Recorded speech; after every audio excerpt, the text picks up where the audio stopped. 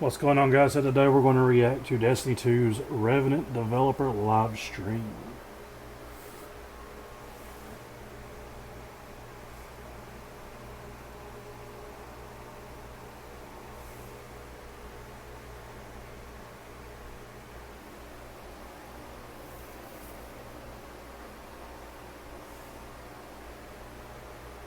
Alrighty.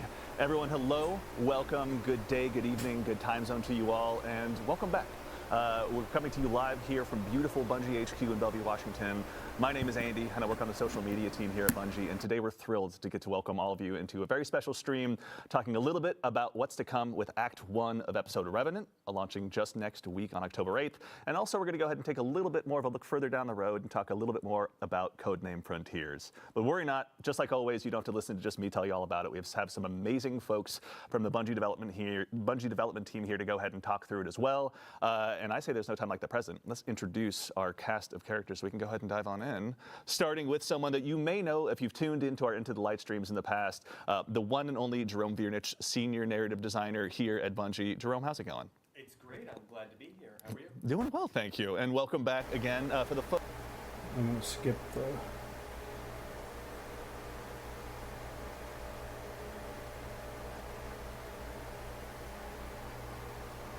Which we know from episode 1. Yeah. And it fundamentally... We're going to go ahead and dive into episode Revenant, which again is launching just next week on October 8th. But before we go ahead and dive into that, Jerome, we're on the verge now in the last week of completing episode Echoes. Can you tell us a little bit about the story that got us to where we are now? Sure, absolutely. Well, let's start with the death of the Witness, who that we guy. thoroughly destroyed. Absolutely. And his giant, smoky, billowing head dissipated into a mist of darkness, which then coalesced with the Traveler's Light. Yeah. Right? Crystallizing into the Echoes, which fell into the Soul System. One of those fell, of course, to Maya Sundaresh, which we know from episode 1. Yeah. And it fundamentally changed how the Vex saw themselves. And now we're going to get the same treatment with the Scorn, because one of the Echoes will be falling to Fikrul, leader of the undead Elixni army. Yeah.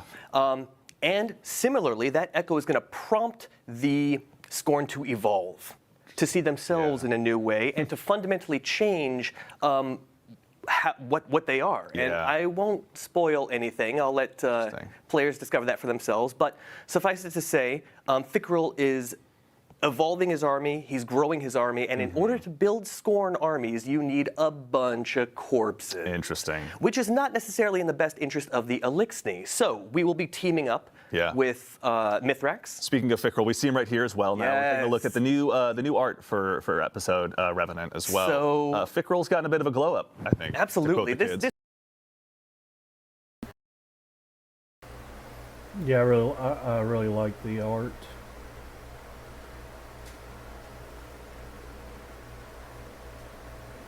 Oh, I see. We're going to have the bats.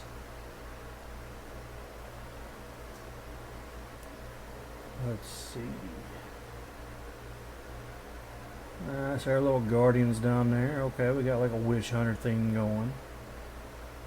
Vampire hunter, sorry. Okay, I see you.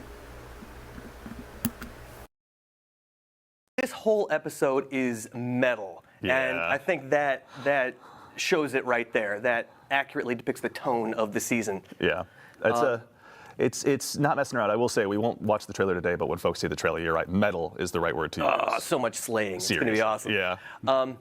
But the Elixni, of course, want to prevent this, and so we'll be teaming up with Mithrax, the Kell of House Light, and his daughter, Ido, the adorable Ido. Must be protected at all costs. Absolutely. Thoroughly, yeah. And she will be bringing her expertise in herbology and ancient Elixni lore to help us craft tonics to imbue us with the power that we need to battle this evolving Scorn army. Interesting. That is, thank you, by the way, for not only, now you've narrative directed us into our segue as well, so thank you very much. Narrative design as well. And so I think we should go ahead and dive into a little bit of gameplay, starting over here with you, Clayton. So we just heard a little bit about some new tonics and everything. Can you tell us a little bit about where we are and what we're going to be doing here? This is the new apothecary, I believe? That's right. So we're in the apothecary space, and Jerome was just mentioning the tonics and potions that we'll be crafting. They come in 2 flavors. They come in combat flavors, and they come in reward flavors. Okay. The combat flavors are going to enhance. The combat flavor is going to be, I'm going to say strawberry flavored. Or rather boost your artifact perks, specific ones. Yeah. Higher rarities of these tonics will boost multiple artifact perks, which is really great. Okay. Yeah. And then on the reward side, we wanted to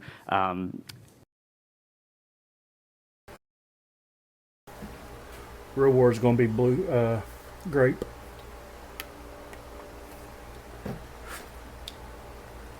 create a new or novel way to chase your gear and your weapons that you love. Yeah. And we took a lot of inspiration from the success of Into the Light, where players got to attune to specific weapons. And so with your reward tonics, you'll be able to attune to specific weapons within the season. Very nice. They're not craftable in this season, which is important to note, but you will be able to target them, and they'll have enhanced perks. Got it. Okay. So you'll be able to go ahead and chase down that god roll you're looking so desperately for with the help of this. But also, you know, for the build crafters out there, they're going to have even more to dive into than maybe just the episode artifact and everything. These are going to go ahead and help just boost a lot of those traits, I guess, yeah? Yes. Yeah. Okay. I really don't know how I feel about the tonic thing. I really don't. I think it's going to be meh. Then again, I'm probably going to be wrong. It's probably going to be something fun. So build crafters, make sure your appetites are whetted and ready. There's going to be plenty of stuff for you to go ahead and dive into. But we're going to go ahead also and dive into some of the meat and potatoes of today's stream, proverbially speaking. As we're on our way over to Onslaught, Clayton, I just want to go ahead and also start there. Onslaught's getting kind of a new revamp this episode as well. You guys have left proverbially very few, if any, stones untouched this time around. Correct. Yeah. And so, you know, we heard players' feedback. They wanted to see us invest in Onslaught. We are coming out with a brand new Onslaught called Onslaught Salvation. Yeah. We are going to have 3 maps that you'll be in there. You will have. I'm a huge fan of Onslaught, so this has got my interest. New defenses. We'll have enemy factions that will be fighting into the theme of this episode. We'll have the Scorn. We'll have the Dark Cabal. That's right. A bunch of other new stuff that we can get into. Excellent. Yeah, we'll be diving into that here briefly. You can see our fire team is now on their way. While we're on the way over as well, I heard a brief mention of our friends in the Shadow Legion as well. Can you tell us what the Shadow Legion is doing here and why they might be in league with Fickrel, Jerome? The Shadow Legion are bumming. They are in utter disarray. Their leader has been slain, and they are grasping to anyone who can keep them in power. Yeah. And Fickrel holds the most powerful artifact around now. Got it. So they will be doing his bidding, though it will be a tenuous alliance. They're going with Fickrel's Riz just for right now, but that may not be the case later on. That's right. We will do our best to stomp that out. Thank you. All right, fair enough. Much appreciated. All right, so now we are here. We're in Onslaught. We're on Widow's Court. Yeah. So PvP players will recognize this map, and they'll also recognize some of the changes that we've done to accommodate for the slaying, the amounts of slaying that is necessary for an Onslaught activity. Yeah, a quick refresher for the folks at home that may not have dove into Onslaught recently or since Into the Light. There is the 10 level mode and the 50 level mode, isn't that correct? Right, so Onslaught Salvation will also be coming with the 3 modes that they've had in the past, which is the playlist 10 wave mode, the normal 50 wave mode, and then we'll have our expert 50 wave mode. And the new thing about Onslaught Salvation, one of the new things, is that it will not be powered fixed like it was prior in Into the Light. It will be power enabled, so your armor and your weapons will matter even more. It will be at the start more difficult, but you can, through getting better, more power and grinding that artifact level, you'll be able to kind of outweigh that difficulty. And you'll also be able to rely on some of the new defense.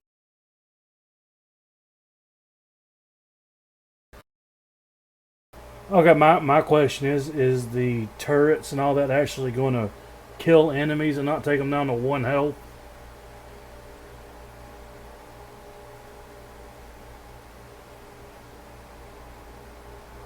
You know, when you upgrade the decoys, maybe when you get to the gun, the little armored ones with the guns instead of the sweeper bots, will they actually kill things?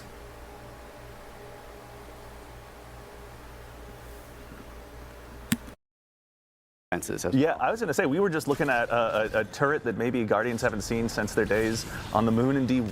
Yeah. Can you tell us, like, what's going on? We got some new defenses, obviously. We have some new defenses. So Ashley Baker is one of the tech designers we have. She's on the fire team right now, and she has helped us build these defenses, as well as other things in Onslaught. And she's worked with the Sandbox team, who have knocked it out of the park with this rideable turret. Yeah. So it is kind of a standard rideable turret at first, but by upgrade 3, it's going to have more health, it's going to be dealing more damage, but it's also going to have scorching rounds come out of it. Okay. And what the cool thing about that is that if you have build crafting with fragments or what have you within scorching, that will play off that if you're the rider. Very nice. Okay. Yeah. So you can go ahead and really scorch everyone. Everyone. As much as Clumps of enemies, Yeah. those annoying demolitionists that come in front of the ADU and scare the hell out of you. Yeah, they do. That was my words, okay? They do scare that. Yeah.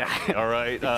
So in the subject or in the topic of new defenses, so we're bringing back the turret from yesterdecade of Destiny, but also there's some other ones available as well. Can you tell us a little bit about maybe some new defenses that are on the way? Yes. So the other one that we have is the airstrike, which will have 3 cannons when you purchase it, or upgrade it. They'll be replenished there. And what that allows you to do is essentially mark anywhere on the ground. Yeah. And when an enemy or enemies run over it, a giant beam, it will come down from the sky and obliterate your enemies. Yeah. I'm going to keep a little bit of the secret for higher upgrades. I want to that's reveal fair. everything That's fair. here, but there's some really nice upgrades. Nimbus liked that. We'll just go ahead and put that. There you go. Right? Yeah, exactly. Yeah. And actually, so just to double check as well, with the airstrikes, it's not just you plant it and it fires. It actually has to wait for someone to kind of trigger that. Waits for someone to come over. Yeah. Very nice. Okay. Much like the tripwire, which we are also updating.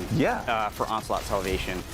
We've heard the feedback about the tripwires, and we want to bring their value up a little bit more. So now they're going to be exploding with stasis slow fields. Yeah. And on higher upgrades, they'll be creating stasis crystals for you to play off of if you have a stasis build, stasis weapon. And then I'm happy to share that those updates will also be available in the original Onslaught as well. Very nice. Okay, so all the updates that are happening to the defenses that are available in Onslaught Salvation will be available in the traditional Onslaught mode as well. Just the tripwires, Very exciting. Okay, nice. Good to see. Yeah. While we're on the topic of stasis and obviously looking at our tools for destruction, Chris, I'd be remiss if I didn't try and bring up the new breach loading grenade launcher that our fire team here is getting a lot of use out of. There's obviously a decent chunk of new weapons arriving with Revenant, but let's start here. This is the new episodic exotic. Yeah, this would be the season pass exotic. Yeah. It's the Alephanin stasis primary ammo grenade launcher. Yeah. So we've only had one primary ammo grenade launcher before, which is Fighting Lion. Fighting Lion. Which is getting a buff this season as well, actually. It'll That's right, yeah. make enemies volatile when it hits them, so like some serious build crafting there, particularly in PvE. But anyway, I cannot wait. so this is a bit different in that it's also a projectiles travel in a straight line, so like mountaintop. Yeah. Hits pretty hard. But the exotic part of it is that as you defeat enemies, you will gather these remnants, which will fill up the exotic bar, which you can see in the HUD when people aren't dead. Yeah. It's the shade. Yes. Oh, they're an expert. No, that's true. Yeah, we should note for the Guardians at home, this is an expert mode, so they're taking the hard way, obviously. Yeah. But yeah, so when the bar reaches 50%, you can special reload, and your next shot will launch a special ammo brick for you and your allies to pick up. Very nice. And when you reach 100, you can special reload and launch heavy ammo. So this lets you really go in on a new type of support role, which is like ammo support, which we haven't really seen in the game. Yeah, I mean, honestly, I think on my side, I really just spend a lot of the time getting like the Seeker and find.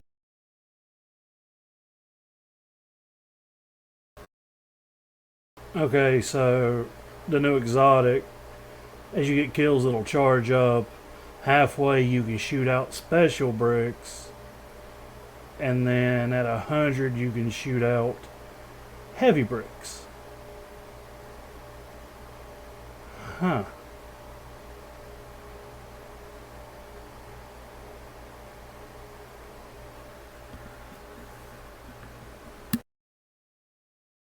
Mods on my helmet, but it seems like a nice additional way to go ahead and make sure that you're really feeding the fuel, of the heavy ammo burners like myself who have been addicted to microcosm recently. So potentially you could have one person in the fire team go all in on ammo generation, and the other folks build something else. Also, so Clayton, when it comes to the other stuff that's arriving with Onslaught Salvation, are there any new things we're looking forward to? I know that we're obviously fighting the evolved Scorn, but are there any new bosses or anything people can look forward to? Right. So the Fickrel Scorn are also going to be coming out with what we're calling the Revenant Baron. Okay. And that thing is scary, and you'll see it on wave 6 here in a second when the players are instructed to go into like a Revenant nest and go and save the Elixni from being captured. Yeah. These Revenant Barons, they stalk the area, and when you kill them, they will create a Revenant totem which flies in a random direction, leaving a trail so you can kind of like stalk it, find it. Yeah. You have to kill it before it would respawn the Revenant Baron. Oh, really? Yeah, so there's some hide and seek gameplay there. And so we also have for the rewards side, starting on wave 30, set 3, players will have a small chance to get a fully masterwork double perked episodic weapon. Oh, nice. Okay. Yeah, and on expert, like we're playing, if you remember, the bonus chest on harder difficulties will show up. So if you're playing on expert, you have 2 chances. Okay, all right. So really make sure you're pushing through those final levels. Try and hit that ceiling of level 50 so you can really facilitate the loot grind as much as you can. 100%. Something we mentioned recently in one of our Dev Insight vlogs as well are Banes, which are going to be making an appearance here in Onslaught. Can you tell us a little bit about that as well? Yeah, so we'll be, with the expert mode only, we'll be having Banes throughout the activity, and we'll also be adding mods. So it's really nice to have them show up because they add another layer of replayability into expert. You don't know if you're going to get the gaseous one where you're like, you got a shot on you, or if you have to break line of sight, but it adds a fun variability within the gameplay, so every wave feels different. Yeah, I mean, you guys have, oh, please. I just wanted to point out here, please. you'll notice 2 things. First off, the fire team is tracking that Revenant Baron, just like you said. Yeah. And also freeing captured Elixni. And as to why people want to keep Elixni captives alive, I'll save that for the players to discover. Sounds devious. The other thing is that you'll see Crow chiming in a lot. He's features prominently in the season. Right, because he is inadvertently, of course, responsible for creating Fickrel, and so it's his responsibility as the new Hunter Vanguard to rectify his old problem. Interesting. Even though he can't be like, hey man, that was Ultron, that wasn't me. He's going to step up and take responsibility for that. Absolutely. Old Fickrel's fickle out there. Even to that same end too, we're going to be hanging out with Crow, with Ido, and with Mithrax, obviously at the main kind of part of the story. They're going to be the ones that we're going to be hanging out with the most, you'd say? Or there will be some other Elixni, some venerable old school Elixni that poke their heads in that you'll see some drama with. I won't say any more than that. Fair. But it will be in everyone's interest to see Fickrel go down here. Okay, got it. A little bit of enemy, my enemy. In this case, they're all our enemy. That's right. Fair enough. Actually, really quickly, Clayton, I know we kind of touched on several different subjects here between the different defenses, different enemies, the different kind of, structural opportunities that Onslaught Salvation has provided you. What was it like, sitting down with a team and sort of looking at this new refresh on this activity? Like, did you guys take any big challenges for yourself where, like, we want to do this? Yeah, we knew we just wanted to build and evolve and just do more. Yes, right? Absolutely. It's a metal episode. We want to do Onslaught. Let's metal it up. Right? So things like the turret, things like the Revenant Baron, we really want to play into the themes of this kind of haunting, spooky episode. And you're seeing that in the roll dart. You're seeing that in the different defenses and the mechanics that we're bringing in as well. Yeah. One thing I forgot to mention too is we are updating the moth yards from the original Onslaught. Oh, really? We've heard feedback from there. It's taking a little bit longer. We want to bring our goal is to bring that in line with the rest of the maps of the original Onslaught. So we're making some updates there to get that to go. Very exciting. So reasons obviously to dive into all versions of Onslaught as we go ahead and move into Revenant. Yeah. Very exciting. Actually, and while we're here out here, slaying out as best as we can against this new undead army, Chris, we're going to have obviously a slew of new episodic weapons arriving this time. Yeah. I know we've kind of spoken about this breech loading grenade launcher. Are there any other notable ones that you're most interested in, or most excited rather, I should say, in bringing back? Yeah, there are a few weapons that I'm going to personally be chasing rolls on. I'm particularly fond of the new double fire stasis grenade launcher. Yes. Only the third double fire in the game, and the other 2 are energy slot. Yeah. So you'll be able to run this in your kinetic slot. It's got the new perk Envious Arsenal, which is like directly targeted at damage rotations. So whenever you do damage with the other two weapons, the weapon reloads. Yeah. So you can just cycle between your weapons, get it back. And it also has chill clip, which on a double fire is particularly cool. That's like devious, honestly. Twice or 4 times. Yeah. There's also some cool synergies with the new perks on some of the other weapons. So the hand cannon can run the new perk Rhyme Stealer, which every time you shatter a stasis crystal or a frozen enemy will grant you frost armor. Yeah. Which is the new verb we introduced recently. Right. And that can also roll with Headstone, which will generate stasis crystals. Yeah. So you've got this like self-contained loop there. Yeah. Submachine gun is an arc precision, and that's got the new perk. Shoot, what is the name of that? My memory's failing me. Anyway, it ties back into Jolt, right? Like the right. Vault Shot is great, but it requires a reload on your weapon after a kill. Yeah. This one's triggered on sustained damage, so you'll jolt the target, and then the perk I'm going for in the other column is Loose Change, which every time you apply a debuff gives you a reload speed buff. So you'll be constantly having that loop cycle. Yeah. And also, so we're going to look at the new artifact here in a little bit once we go ahead and move through this final wave of what's in front of us right now. But there's also, it's been featured a little bit in some art about Destiny's 10th anniversary, an exotic of yesteryear, we'd say, for all the Guardians who have been sticking around for a while, rather. Icebreaker is returning.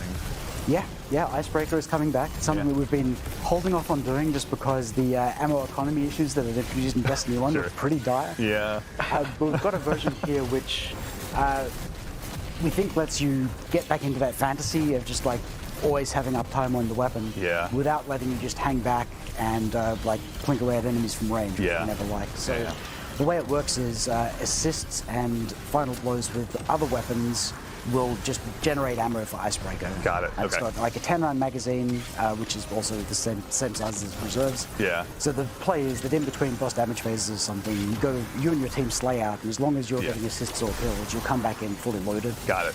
Yeah. And in Destiny 1, there wasn't actually any ice to break, right? So this time we actually have a bunch of ice that you can break.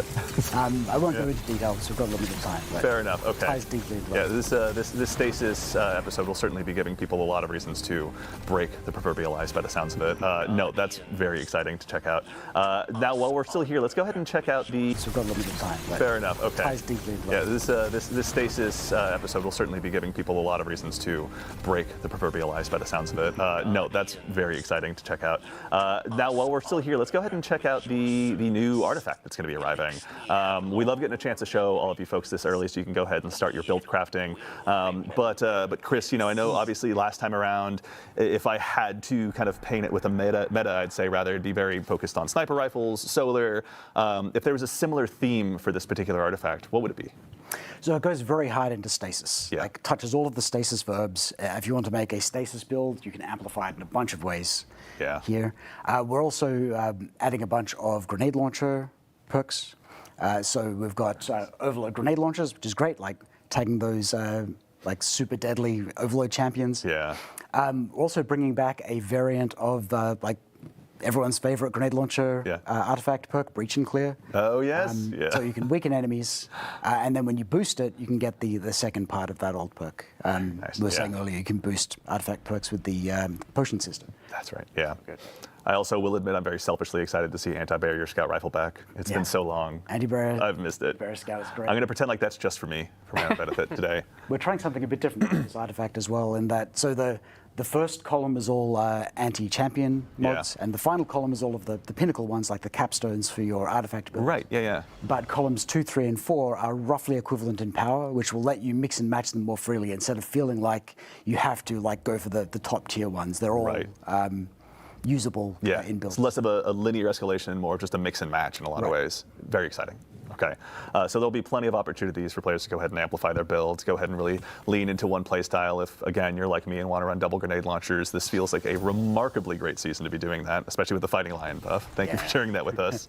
But I believe that actually wraps us up for this particular segment of Onslaught, but there's also a couple more things that I wanted to go ahead and tease for the arrival of Act 1. For starters, an old favorite strike is going to be making its return. The Inverted Spire is returning. But Clayton, it's not coming back exactly as people remember it, is it? Nope. We're taking. Oh, we're getting a new strike. I still say they need to split those. I want a strike playlist, and I want a battleground playlist. Split them. Split them. Taking an approach and adjusting all the encounters, and you'll see more Vex than what you're used to. That's true. I can confirm. My compatriot on the social media team, Mitch, showed me through it a little bit. The only thing I'll spoil is if you like death lasers, you're going to have a great time out there. And then in addition to that, there's one more thing we wanted to add in. Arriving with Act 2, mind you, of Revenant, and I'm going to read this to make sure I get it right, inspired from a fan favorite activity from Destiny's past. We're going to go ahead and bring back an activity, but we're not going to tell you anything outside of that. So chat, speculate, let us know what you think. Go ahead and shout us out on Twitter or wherever it is you like to hang out online. With that, I think we're going and ready to get ready, pardon me, for the next segment. But in the meantime, gentlemen, thank you so much for taking the time to join us and share a little bit of what's arriving with Revenant. We appreciate your time so much today. Yeah, thanks for having us. It's been a pleasure. Thank you for having us. It takes a lot to make me look good, so thank you guys for stepping up here and helping out. I appreciate it. Now, as we transition into our next stage, we've got what we've called in my notes the cool stuff segment, and I think it lives up to that. So we'll go ahead and show you a little bit more of what's to be arriving with Revenant, including what you're seeing here on your screen right now. This is the second earnable skimmer that's going to be arriving in Destiny 2. The aptly named, we'll wait for it to highlight, the Zerf board. I was so glad that was the name that stuck. As you can see, it features some very unique.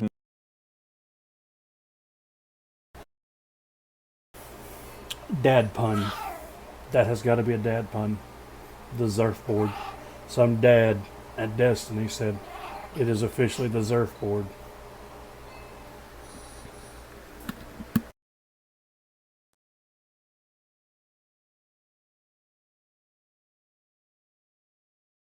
Style styling, inspired by Xur himself. Both top and bottom are very arted up. The top's obviously a little bit more visible here, but if you do a sweet front flip or back flip, if you're capable of it, you can go ahead and see all sides of it. Notably, this is going to be earnable. So if you go ahead and start saving up those strange coins now, it's going to cost you 97 of them. So if you're like me and spend your weekends spending all those extra strange coins at Xur to go ahead and get more rolls on your exotic class item, maybe save up for a week or two. Also, because I work here, I've started saving up already, spoiler alert. But the Zerf board will be available with the arrival of Revenant. So make sure and go ahead and grab the first earnable skimmer since the Guardian Games. In addition to that, we obviously have mentioned very recently that we're going to be having a new dungeon arriving with Revenant, and as a part of this, we're going to be doing a dungeon race in cooperation with our friends over at Twitch Rivals.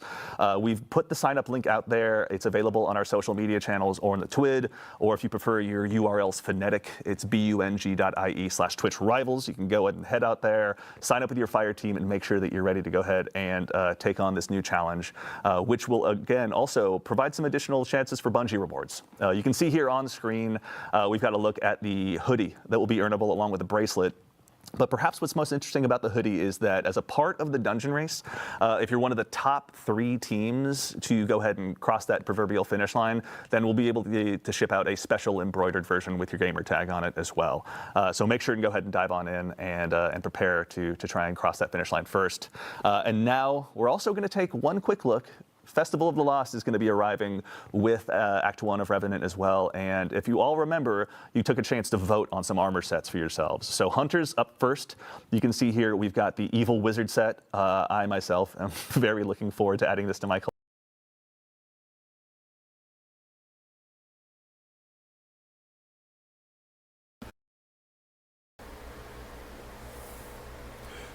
Why do I feel like this is going to be behind a paywall? It looks pretty badass. I like the witch hat. A little grimoire book.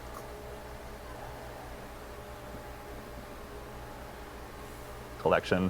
The Evil Gothic set is just going to only dial up more and more. Up next, our friendly neighborhood Warlocks. You've got this to look forward to, including what I think we affectionately refer to as probably the coolest pants we've all ever seen.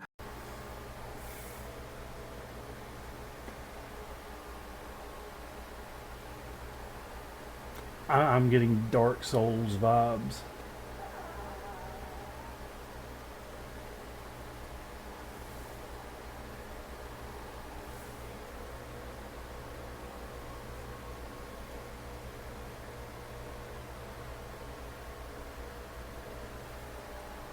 over here at Bungie, and breaking out from the crowd, the good wizards this time around. Titans, you went ahead and voted for it this way. You're going to have the chance to go ahead and add this into your arsenal as well. So make sure that you're prepared to go ahead and dive on into Festival of the Lost and grab this stuff once it's available.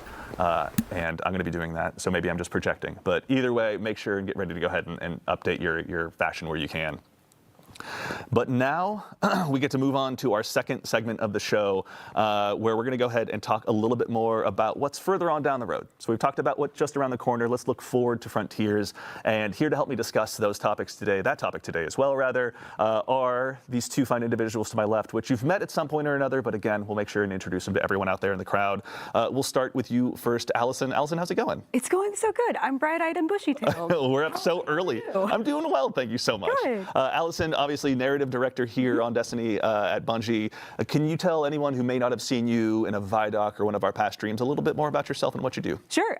So I'm the narrative director for D2. It is me and my team's job to tell stories. It's our job to take care of our characters, of our arcs. We make you laugh. We make you cry. We make you have feelings that you normally don't have to have in your usual day-to-day life. I was raised not to feel feelings. She's the woman that hits you right in the feels. So it's a very upsetting experience when I do. Feelings are distressing. I understand. We also get to plan future things, planning ahead for the arcs to come. Yes. And the that's what saga we're talking about. I know, the whole new saga. We'll have a little bit to dive into as well today. I know, I'm so excited. And then also sitting next to her, Robbie Stevens, assistant game director here at Bungie, a man that I've not had a chance to interview since back in my Mixer days. But if you've tuned into these Bungie streams in the past, you've seen him as well. Robbie, how are you doing today? I'm doing great, Andy. And I think you've grown a lot since those days. Thank you. It's been so long, right? Yeah. My badge changed and everything. For the folks that may not know you or may not know what a game director does, can you tell us a little bit more about yourself and what you do? Yeah, so one of the main things I do as assistant game director for Destiny 2 is I work on the creative direction and vision for where we're going with Destiny coming up in the future with Codename Frontiers. So I get to work with our game director, Tyson Green, and Allison Lawrence, our narrative director, and a bunch of our other creative leaders on how we shape the future of Destiny to come. Very exciting, which we are going to be diving into now. I know we've obviously released some blogs about the Codename Frontiers stuff already. If you've been out on Bungie.net reading the Dev Insight blogs, there's been a good amount to dive into. But our friends over on the community team as well have been helping us kind of, read more into what the audience feedback has been and what the players are saying. And so we've had obviously some topics come up that I think we should just go ahead and dive on into. Let's party. Absolutely. Okay, that's the right attitude. Let's party at this early in the morning. Always the answer I want to hear. So Robbie, we'll go ahead and start with you. One of the things we said is that these expansions are going to be medium-sized. Can you help us understand a little bit more about what that means? Yeah, definitely. So expansions are changing going forward with Codename Frontiers. And so our philosophy behind this is moving from one really big, all-consuming tentpole moment that kind of takes all the oxygen in the room at one point in the year to two what we consider big tentpole moments happening in each year. And so those tentpole moments coming twice a year now are going to bring with them fresh content and new stories that are going to move the world of Destiny forward. And to answer your question directly, the way we're kind of looking at the size of these is similar to like Rise of Iron from Destiny 1. But this is happening like twice a year as compared to the past. Yeah. And so what's kind of the reason we're talking about this, the rough shape of the box here that we're filling is that what comes with it is like each expansion is going to have its own unique version of a campaign and post-game experience that you can dive really deep into beyond the initial playthrough, similar to how things like the Dreaming City or the Pale Heart from the Final Shape had worked, where those beyond those initial campaign experiences, there's like further things to explore and secrets to uncover. And so making our expansions unique and deeply replayable is a big goal for us, in large part to support all the new gear and the new tiering of gear that we're putting into the game, right? And so it's one about, each of these expansions, again, they're going to tell a really compelling story as part of our next saga, but I really want to stress that they're also going to be unique experiences, unique campaigns and post games. Yeah, I know that's something like, I've kind of overheard some of the conversations where when it comes to these expansions as well, obviously the corollary we're using today is Rise of Iron, but like these are going to be brand new experiences, things that we just like haven't released before in the past. Yes. Can you tell us a little bit about that as well? Or Yeah, definitely. And so for Codename Apollo specifically, the first expansion coming up with Frontiers, you're going to journey to a Metroidvania-inspired destination, right? That's our guiding light for how we're creating this new location. Yeah. And so this new destination is going to feature a non-linear campaign that puts you in the driver's seat of exploring its world and its story. So this is very different from the past, where you're kind of following a very linear mission structure or line. Yeah. That's very simple in many ways. And Allison actually recently talked a bunch about this in a blog post. Yeah. So when we made the decision to lean into that Metroidvania structure, we knew that the narrative structure had to match, had to complement that structure as well. And so the way that we're going to treat nonlinearity in Codename Apollo is when you arrive at our destination, which is a new destination, you'll be able to decide if you want to go to Region D or Region C, or maybe you want to go check out B, because that's going to be where you get the ability that allows you to access Region A, so you can talk to that character that you really like. Yeah. We really want that sense of the player being in the driver's seat, of being able to decide where and how they want to explore and discover the secrets that we have in the world. Yeah. And whichever of those different choices that you make doesn't negate the others. We want you to explore every crevice inside of the experience. And to help support that, we've structured our story in a complementary way. Yeah. So we'll have the normal kinds of activity dialogue that you normally experience in a campaign, but there's also between 25 and 30 different threads of stories that you can discover and chain together after you complete an activity. Yeah. There's so much richness to discover that we're creating. You see that little thread of that shining rock somewhere, you can really just afford to pull on it and just dive in by the sound Absolutely, that's what we want you to do. Okay, that's awesome. So actually, let's go ahead and stay on the topic of story here for just a second as well. I think that there's been some conversations about the future of narrative destiny, which has obviously been so central to the experience, so core to our characters and our stories. There's been some concern that maybe the new structure might not afford the opportunity for as much story in the past. Can you tell us a little bit about what you guys are planning and what that means? That would be news to me if it suddenly vanished. I like what Allison, I do. please stay. Please don't let go. Yeah, exactly. Is this how we find out? No, story is destiny. What makes destiny destiny is that beating heart of story at its core. That's not going anywhere. The thing that this new structure allows us comes in two parts for story. Part one is pacing. With these 2 tentpole beats a year, the feeling that the world is changing and growing and moving is going to come much quicker now, which means that we can move the plot along at a much quicker pace than we used to. Totally. Part 2 is focus.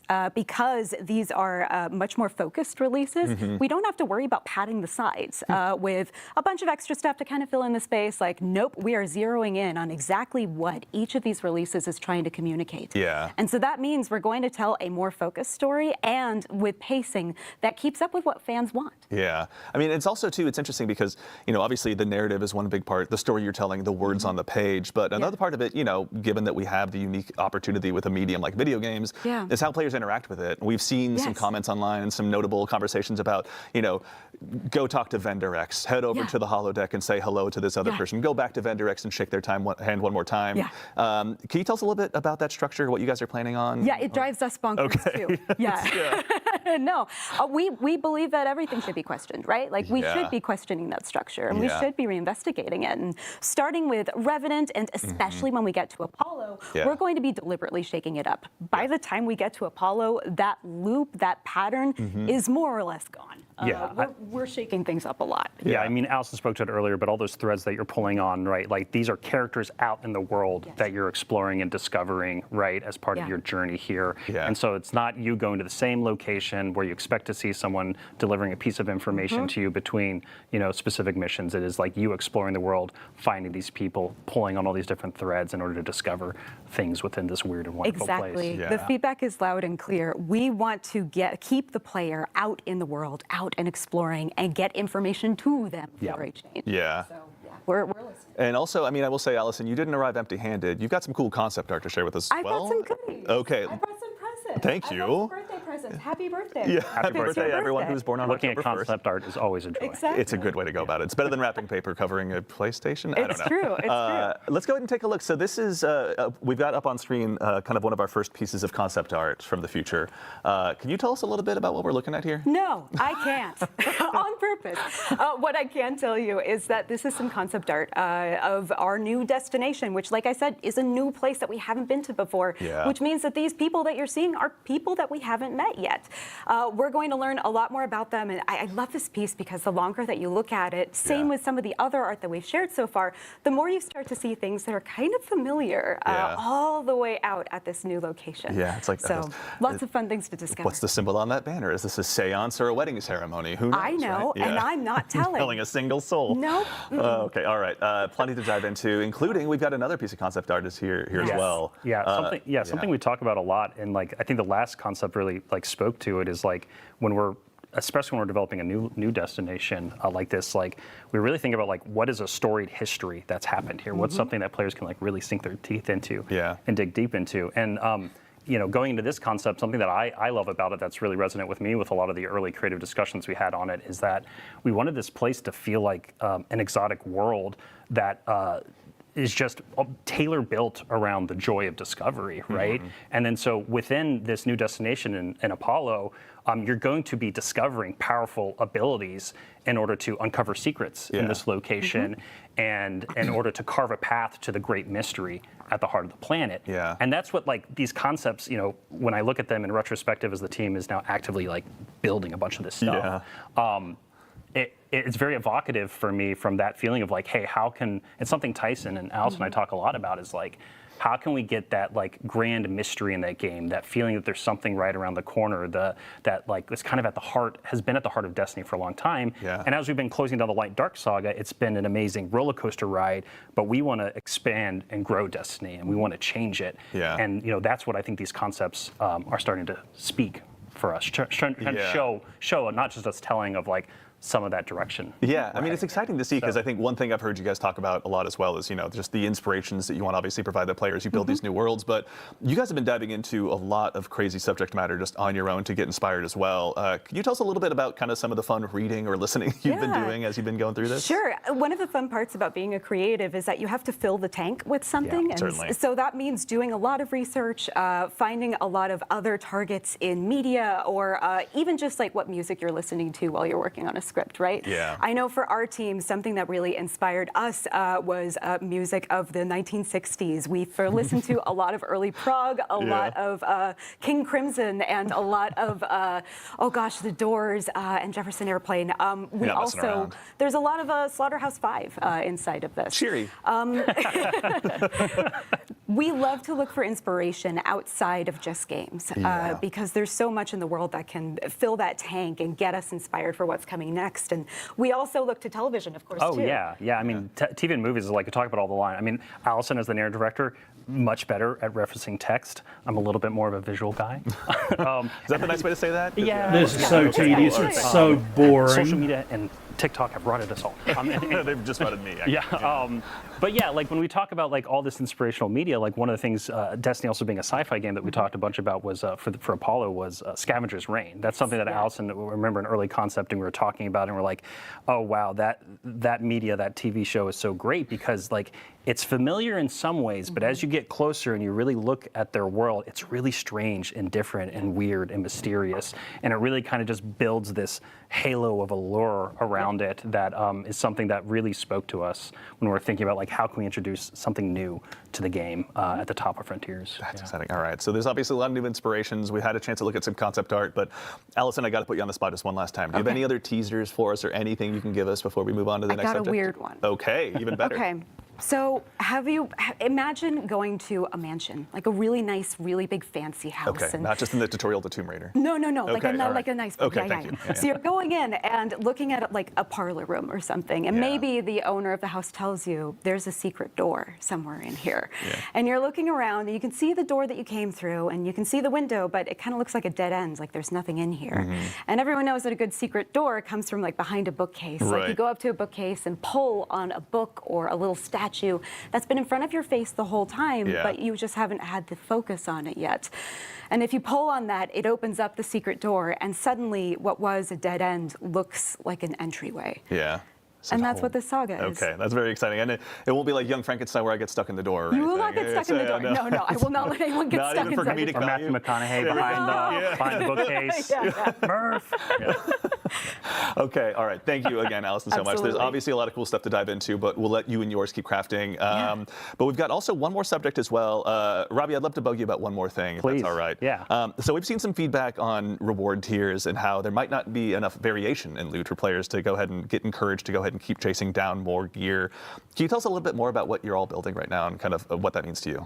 Yeah, so this is like very valid feedback, just acknowledging that in the first place, because the first thing we announced was just like, hey, there's some new tiers, right? And then obviously, yeah, you're going to look at that and go like, well, I have a bunch of amazing armor and weapons now, so like, why does this matter in the future? And so totally, yeah, that feedback makes a lot of sense to us. And so what's really top of mind and has been for us for a little while now is how we can make not only chasing gear within individual tiers interesting and the whole system interesting, but also how we can make those higher tiers of gear compelling to chase, right? To have that mountain to climb. And so that comes in two forms that I can talk a little bit about today. One, I can go a little more in depth on, which is our next generation armor. Yeah. That's going to be coming with Codename Frontiers. And then we have some really early thinking for weapons. Okay. And so for armor, yeah, let's start there. Yeah. Is that okay, Andy? That's perfect. Yeah, If you wouldn't mind, Robbie. Yeah, I would be Okay, happy thank to. you. So yeah, let me lean in here to focus a little bit. So for next generation armor, we really want to make armor valuable again. We want to make it easier to understand, and we really want it to have create new build crafting identities. Yeah. That's something that's like really close to home for us right now, because we've had a similar system for quite a while now. Yeah. And so part of making it valuable, easy to understand, new identities is one of the big pieces is going to be a large stat rework to the armor pieces themselves. And so there's going to be fewer stats on each individual piece of armor. So it makes it way easier to quickly compare pieces of gear and be like, oh, this one's better than that one. I'm building into a specific, discipline, strength, whatever. And you can better understand that. That also means that there's going to be fewer things we call dump stats. Like you looking at a piece of gear and going like, oh man, it only gives me +5 resilience. I don't really want that. Trash it. Yeah, exactly. And like, there's still going to be cases where it's like, oh, it has a lot of resilience, but that's not what I'm building into. But it's just going to be way easier to just glance at stuff. Very cool. And figure it out. But beyond that, right, like how can we answer that question of how can next-gen armor have this new build crafting identity? It also, we want to bring new things to the table, right? And so part of the stat rework, we're going to go beyond 100, Andy. We go beyond sometimes. 100. Yeah, we've gone beyond light. That's right. Yep, beyond dark. With prismatic. What This else just makes is there? sense. Yeah. Now we're gonna go beyond 100 with armor. Who knew? Like, who knew that's where we go? It was just hidden in the lore book somewhere, I'm sure, right, Allison? Yeah, right? sure. Right? Okay. All right. Thank you. No one double check that. Yeah, don't check our homework. So when we go, so what I mean by going beyond 100. So let's talk about strength, for instance. And so this is some early thinking from the team. So in the 1 to 100 range, it would still reduce your melee cooldown like it does today. It would still have that, so that would still be really easy to understand. But then from that 101 to 200 range, beyond 100, every point into strength at that point would then give you a chance in order to activate a second melee when power melee becomes charged. So basically you get double melee. You get to double throw your shields or double throw your knives or throw whatever warlock, space magic stuff they throw in. I don't play warlocks. I'm a hunter. I get it. I can't jump, sorry. Withering blades for days, that's it. But really, like, the key thing to there, right, is like that starts to create an identity for what you want to build craft into that's very different than just like, oh, hey, yeah, I'm building in a melee, lower cooldown, that's cool. But now you can start build crafting into like, okay, I'm going to regularly, especially at the higher end, start to get double melee charges, right? And so the other thing we're considering right now is also renaming that stat from strength to melee so that it's just very specific when you look at the gear and kind of like know what it's cut right to that chase, right? Yeah. Another big thing that's coming with next generation armor to the game is set bonuses. And so this is something, I know, right? Yes. Yeah, like, they're back. So ready. We've done like some small versions of it in the past, have been like individual releases, but we're looking at this as like a holistic new system that's coming with pretty much every piece of new legendary armor set that we create starting with Frontiers.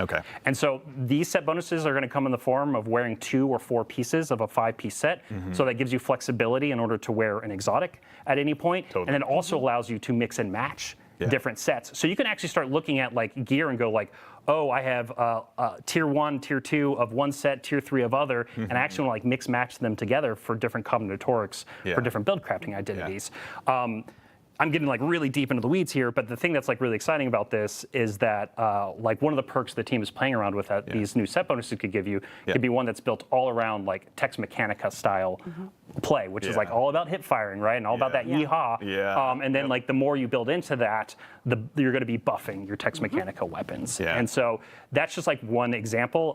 But yeah, it's the whole space is just going to like really expand and just become a lot easier to manage in your head and also build complexity into. And so I'm super stoked for it. No, you guys obviously have been doing a lot of great stuff. So we've touched on armor here briefly. All that sounds awesome, but can you tell us a little bit more about weapons and kind of how they're going to evolve as well? Yeah, so we're a little earlier on weapons right now. We wanted to talk about next gen armor because we have a lot of juicy, good plans coming together right now. But for weapons, the thing I can say is that like in the game today, we have higher tiers of weapons to chase, like adepts and raid weapons, right? And so those things with them come with exclusive perks that basically, cut above the noise of other weapons you might be earning in any individual release. And so we know from the tiering perspective of weapons themselves that like, hey, we already have this kind of touchstone for us that we see that works pretty well. And it's like, so it's really like, how can we meet or clear that bar, right? Like how can we create those exclusive chases at the top of that aspirational mountain for players to climb? So actually, additionally too, we've heard some concerns that obviously we're going to maybe be over-indexing on just bringing back reprised weapons, and Guardians will just be out there chasing down something and re-earning something that's just sitting in the vault anyway. Can you tell us a little bit more about like kind of the weapon chase and what you guys are planning on doing with each subsequent release? Yeah. So just to like make sure to clear the air here a little bit, right? Like every expansion, every season, every raid, every dungeon, there's gonna be new weapons, right? We're not slowing down there in terms of like making a lot of compelling new weapon content. Cool. Okay. But the thing about reprisals and revisions that I think is true for a lot of Destiny players is like you have that favorite gun, right? You have that gun that you loved at one point in time, and over time it's just not as useful in the contemporary tuning, activity, sandbox, whatever, right? Like just something about it isn't as good over the years. And so like we did with the Brave Arsenal and Into the Light, like that's our touchstone for like, hey, how can we go in and update, fan favorite weapons, bring them back, breathe some new life into them, and make them interesting to use again. And I also think what's great about that is that people who never got to use their Recluse or Better Devils or something that we haven't reprised just yet, right? Is like, oh, that's their first time experience with it, and they've heard how cool it is. To all the Guardians, we're going to dive into Revenant and get to try Chroma Rush for the first time. Oh, yeah. Trying that gun for the first time. It's so good. I'm glad it's coming back. It's great. Okay, that all sounds awesome. So everything that Robbie just spoke to, there's going to be a next-gen article, a next-gen armor article going up on Bungie.net after the stream wraps up. But Robbie, is there anything else you want to say? Yeah, so something that I should probably touch on is like we're talking a lot about like all this cool gear and like, but like there's a question here, right? That immediately becomes posed of like why does it matter, right? Like why do I care about it? And so we've talked a little bit, right, about the fact that there's going to be customizable difficulty coming in Destiny with Frontiers, and then also changes to modifiers and things like that with like the Banes that we announced in the recent blog post. And so to making expansions deeply replayable, kind of like I was talking about earlier in our section, and then the customizable difficulty, and then the new modifier systems. Like these are all things that are being built into a structure so that you're going to need to chase that high tier gear. You're going to need to craft that complex set bonus, perfect combination of Tex Mechanica gear in order to take on some of the hardest challenges inside of the game. And so this isn't just about changing gear. This is also figuring out how we can bring new and interesting challenge to Destiny and how we can really like breathe life into the challenge of the game. Very exciting. Awesome. Yeah. Should be fun. Yeah. All right. Well, plenty more information on that to arrive on the blog that's going to be arriving on Bungie.net shortly after this. But I don't think I'm going to be able to top what Robbie just said. So we'll go ahead and get ready to go ahead and close out the stream here today by first thanking all of you fine folks at home for joining us today. We love getting a chance to put these streams on and hang out with all of you in the community, and it doesn't mean anything unless you show up. So thank you for taking the time to join us today. As a reminder as well, there's a Twitch shop going on right now. That's a heads up. You can probably see see it pinned in chat, but just to remind everyone at home that if you've earned the Twitch drop, I should say, rather, it will be arriving on your Guardian when Revenant launches on October 8th. So if you don't get it today, worry not. That's by design. It'll be arriving on October 8th, and you'll get to put your shiny new emblem on. And of course, a huge thanks to our guests here, Robbie and Allison. Thank you so much for joining us today. Thank you, Andy. Absolutely. And then the folks from our first segment as well, Chris, Clayton, and Jerome as well, Incredible. Thank you so much for taking them to join us. And of course, we'd be remiss if we didn't mention the amazing folks doing the actual heavy lifting behind the scenes, Peyton, Ashley, and Justin. Thank you so much. Of course, Ashley.